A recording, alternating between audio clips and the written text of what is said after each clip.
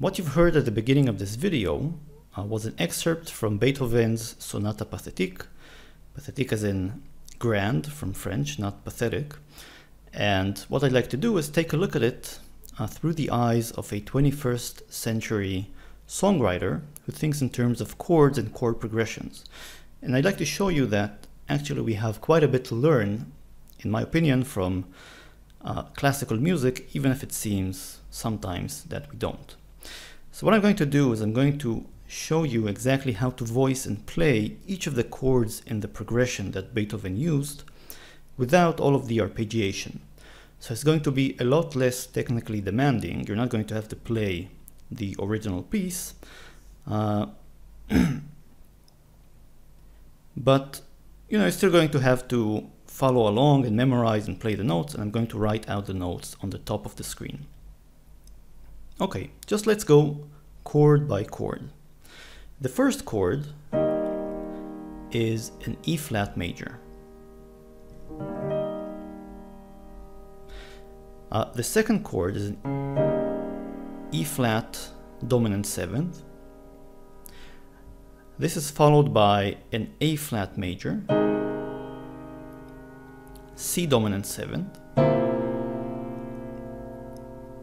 F minor,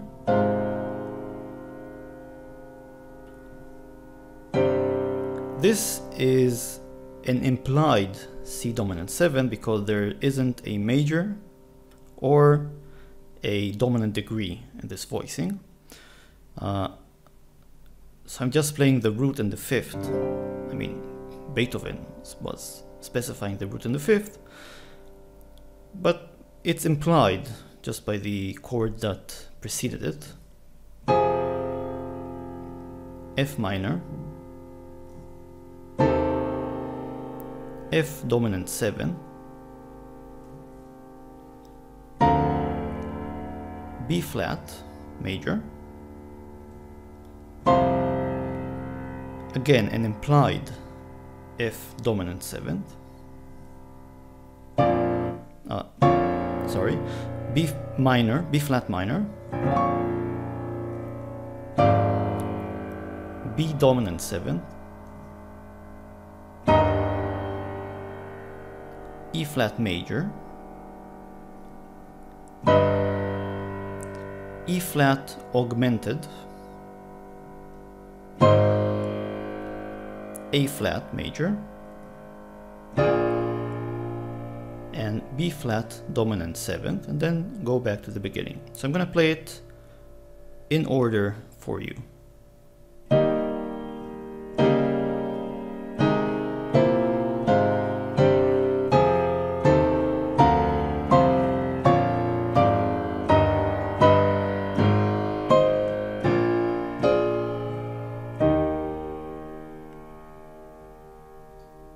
The second time around, the progression goes the exact same way and the ending is slightly different.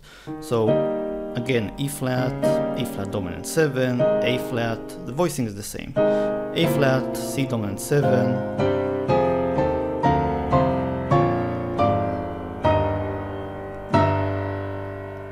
now at the end, instead of the E flat augmented, you're playing a C dominant 7 followed by an F minor 7, sorry, just an F minor, and then a B flat dominant 7, and then back to an E flat. So this is all in the key of E flat major. Now, first of all, in itself, this is a pretty impressive and interesting progression. I mean, I personally find this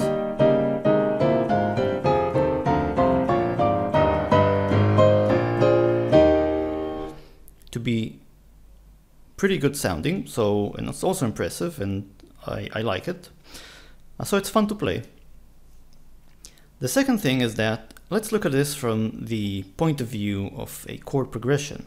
So we have the first degree going to the first degree dominant 7, 4th degree, 6th degree major, 2nd degree a minor, again back to the 6th degree, 2nd degree minor, 2nd degree major, 5th degree,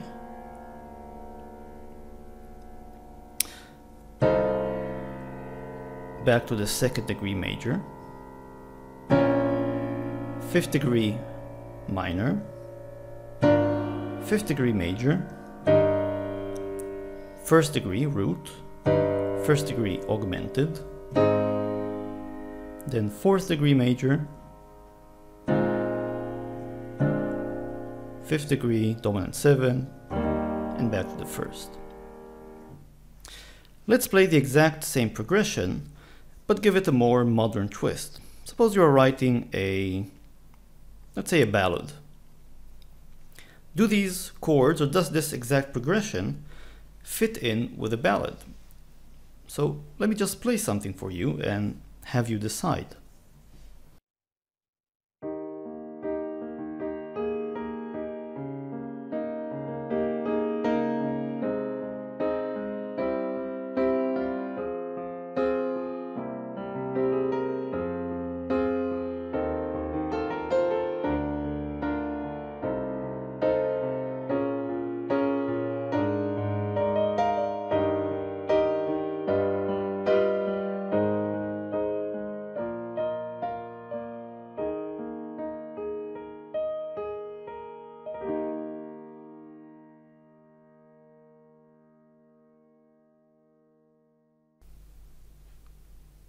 So suddenly, when recast with just a different way of playing, and maybe just prolonging a few chords or making a few chords shorter, you give the entire progression a more modern feel, which I feel makes it just as valid as any other progression for modern songwriting.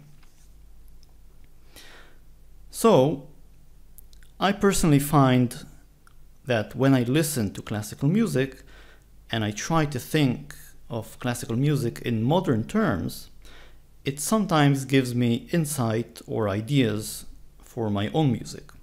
And I actually urge you to do the same. So if you find a piece of classical music that appeals to you, you should sit down and try to reverse engineer it in your own musical terms.